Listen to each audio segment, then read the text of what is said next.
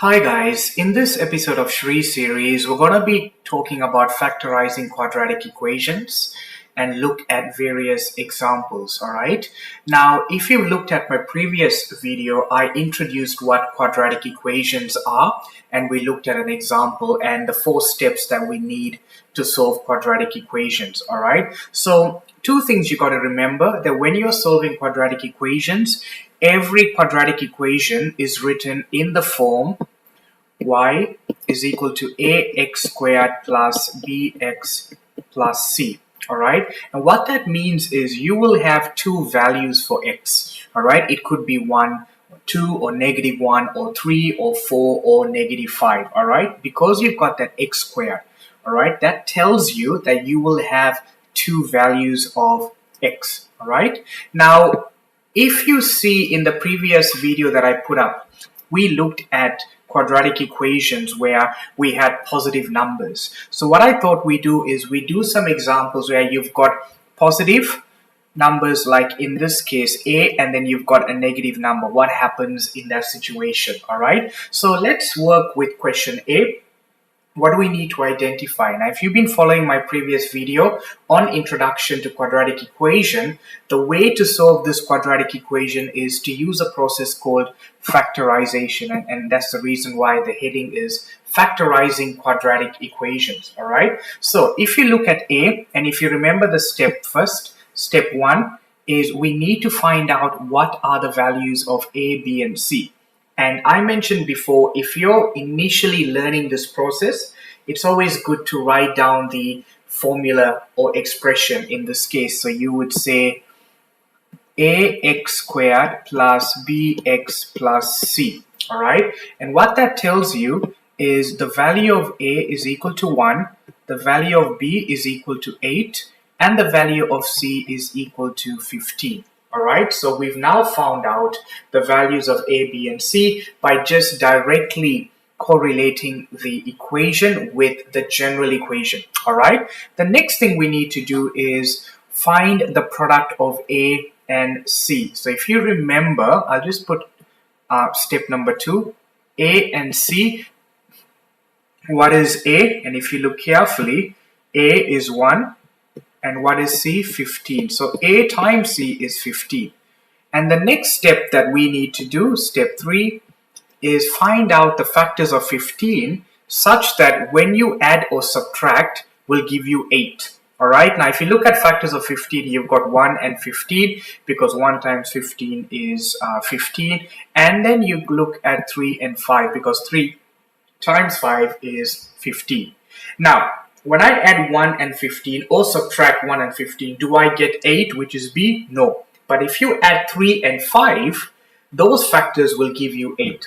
All right. So what happens is we're going to be using 3 and 5. So what I'm going to do is I'm just going to say we've got 3 and 5. We're going to retain that. What do we do next? All right. So what we're going to do now is I'll just rub the space and then we'll move into the actual solving of the equation. We've now established what A, B, and C is. We've established the factors of AC, which is 15, and what add up to 8x. All right, so let's now work with this equation. So we've got x squared, and we put 15 there equals 0. Like I said, you get x squared and you get 15. All right, so the first and the last, you retain them, and that's pretty straightforward. The next thing you need to do is to make some manipulations in the middle. So that's going to be x squared, and I'll use a different color. X squared plus 3x plus 5x plus 15. All right. So what I've now done here is I've got x squared and I've got 15. And what I've done is in between, I've put 3x plus 5x. Why am I doing that? Because those are the factors of 15. When you add or subtract will give you B, which is 8x. The next step we need to do is factorize each pair. We're going to be factorizing each pair, and if you've been looking at my previous videos, you will understand that when you're factorizing, you're trying to find what is common. All right, so if you look at x squared plus 3x, what is common? I think x is common, so that's going to be x plus 3. You put a plus there because there's a plus there. And what is common between 5x and 15? that's going to be 5, and you open the brackets, that's going to be x plus 3, and that's equal to 0. Now, if you look very carefully, you will see that what's in the brackets is exactly the same. You've got x plus 3. And the next step you now need to do is, it's now going to be factorized. So that's going to be x plus 3 and x plus 5 is equal to 0. All right. And from here onwards, we do what's known as the null factor rule. And what that states in a nutshell is x plus 3 equals 0, x plus 5 equals 0. Therefore, x is equal to negative 5, x is equal to negative 3, and x is equal to negative 5. So we now have our two values of x, and that's what quadratic equations talk about. We have x is equal to negative 3 and x is equal to negative 5. All right. Now, what that means is when I put x as negative 3 in the original equation, it's going to be equal to 0. When I put x as negative 5 in the original equation, that also will be equal to 0, because quadratic equations will have two values of x. All right, with that in mind, we're now going to look at question B. All right, so let's look at question B. So let's see here, we've got x squared minus 8x plus 16. And again, like I mentioned before, if you're first new to this topic, you write ax squared plus bx plus c equals 0. All right, so what's my first step? We need to work out what are my values of a, b, and c. So a, b, and c. A is equal to 1. B is equal to negative 8, because you've got negative 8 there, and c is equal to 16. All right, the next thing you need to do is multiply a times c. All right, so that's going to be 1 by 16, and that's going to be 16. And the next thing you need to do is work out what factors of 16, when I add or subtract, will give me negative 8. Now, if you look at 16 here, that can be 16 and 1, or 116, or could be 2, 8, or 4, 4. Now, I think I found my answer. I'm going to be using 4 and 4. All right. So now that we've established what A, B, and C is, we've multiplied A and C, or found the product of AC, which is 16. We found the factors of 16 such that when you add or subtract, it's going to give you 4 and 4. All right. Now, let's work on this equation. All right. So if I was to go through the steps, like I mentioned before, that's now going to be x squared, and that's going to be 16. All right, and the next thing that we're going to do is change that. So that's x squared minus 4x plus 16. So let me just rewrite that again, so in that way you can see it clearly. All right, so if I was to rewrite this equation again, so that's going to be x squared minus 4x plus 16 equals 0. All right, because negative 4x and negative 4x is going to give me negative 8x. All right, the next thing we now need to do is we've got to factorize these following pairs. We're going to factorize that, and we're going to factorize that. So x squared minus 4x, what number does that become? That becomes x minus 4, and there's a minus there. Between 4x and 16, that's going to be minus 4. X minus 4 equals 0. All right, now you can see here that what's in the brackets is exactly the same. All right, so you've got x minus 4 and x minus 4 the same there, and then when you expand, that's x squared minus 4x,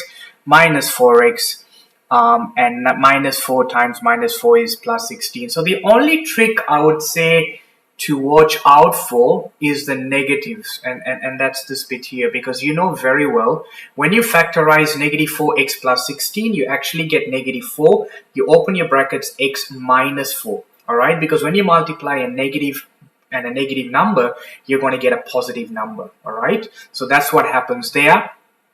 And we now factorize it, and you'll see that's going to be x minus 4 and x minus 4 equals 0. Now you can see here we've actually got the same answer. All right, so the two values of x will give you the same answer, which is x is equal to 4, because you've got x minus 4 equals 0, x minus 4 equals 0, therefore x is equal to 4, x is equal to 4. All right, so that's what you get there. You're going to get the same value of x.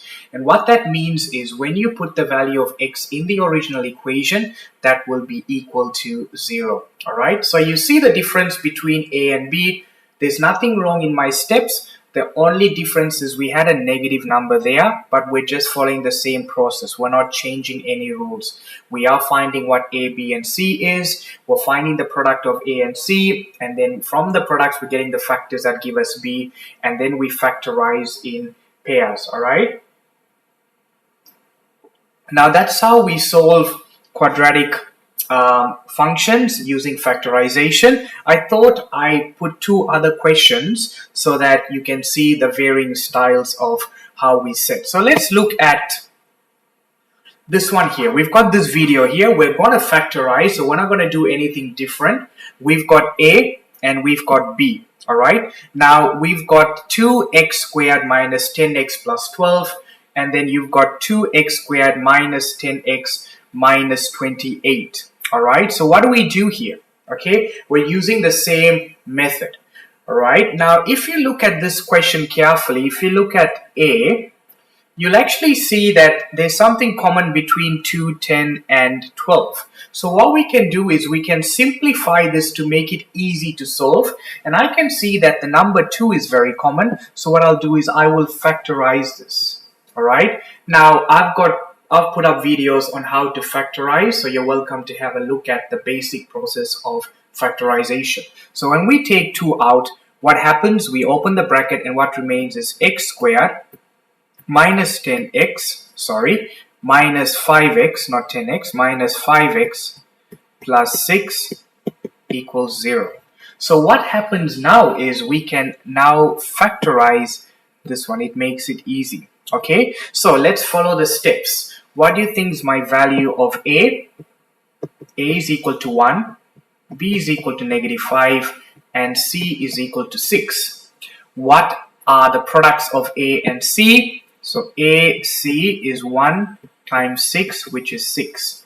What factors of 6, when I add or subtract, is going to give me 5? I actually can see there's 1 and 6, there's 2 and 3. All right, now what do we do from there? All right, now we've got two options. We can use 2, 3. So in other words, we can say x squared minus 2x minus 3x plus 6. All right, or we could use x squared minus x minus 6, but I will use this method here. So 2 and 3. So let's work through that. So what I'll do now is I will rub that out, because by now you know what we're doing next. All right, so we've got x squared minus 2x minus 3x plus 6 equals 0. All right, so let's see how this goes. And then what we do is we factorize each pair. All right, so what we're going to do, we're going to factorize this, and we're going to factorize this. So x squared minus 2x, what's common? You're going to get x minus 2 minus 3 x minus 2 equals 0. All right, so just remember here we've got a plus and then we've got a minus there. Just please bear in mind, when you multiply two negative numbers, you're going to get a positive number. So therefore, that's why you've got what here, x minus 2 and x minus 2 the same. So your final answer will now be x minus 3. Write the 3 properly. X minus 3, x minus 2 equals 0. And using the null factor rule, what that states is x minus 3 equals 0, x minus 2 equals 0. So you're going to get, if I was to move that here, use a different color, x is equal to 3 or x is equal to 2. So when I put the values of x is equal to 3 and I put the values of x is equal to 2, I'm going to get 0 there. All right, so that's how we solve this question. What I'll do is I'll just put a line there so that it's separate from this question here. Now let's look at B. 2x squared minus 10x minus 28 equals 0. All right. Now when I look at this, I feel that the numbers are big. I can factorize it to easily work out the question. All right. So what I'll do is I've noticed that 2 is common. X squared minus 5x, all right, minus 14 equals 0. All right. So I've simply factorized it. All right. What do we do next? Okay, we've now got to work out what is A, what is B, what is C. So A is equal to 1, B is equal to -5, and C is equal to -14. All right, so -14. And what's the product of A, C? So that's going to be 1 times -14, which is -14. And what are the factors of 14? When I add or subtract, is going to give me -5. I can see 2 and 7. All right, because 7 times 2 is 14. And I could say maybe 2x minus 7x will give me -5x. All right, so I think I found my pair. Okay, so with that in mind, we're going to be solving the equation. You can actually see once you become very confident, you can just bypass the step and just mentally work through the process. All right, but like I said, I'm putting up these videos for students who are just beginning to know a topic or becoming familiarized with the topic. All right, so now what we're going to do is we are going to now say x squared minus 7x plus 2x minus 14 equals 0. All right, and like I said, we've kept the x squared and minus 14. We're just manipulating this. The next thing we need to do is pair that, and we pair that, and that's going to be x minus 7 plus 2x minus 7 equals 0, and our factorized version or answer is going to be x minus 7 and x plus 2 equals 0. And using the null factor rule or law, you would get x minus 7 equals 0, x plus 2 equals 0. Therefore, x is equal to 7 and x is equal to -2. All right, and what that means is when you put the value of x as 7 in the original equation, that'll be equal to 0. When you put the value of x as -2 in the original equation, that'll be equal to 0. All right, so you can see that when you want to factorize quadratic equations, you must remember you need to obviously understand what does factorization mean. It is a basic process of algebra, and this is very important when you're solving quadratic equations because you need to work out the two values of x, or it could even be y or z, whichever number or letter you get. All right. You also need to be very familiar with factorization techniques and finding factors to get to your answer. All right, so this is really how we factorize quadratic equations. In my next set of videos, we'll be focusing further. We'll also be looking at quadratic graphs and the relationship with quadratic equations. All right, thanks guys for listening. Bye now.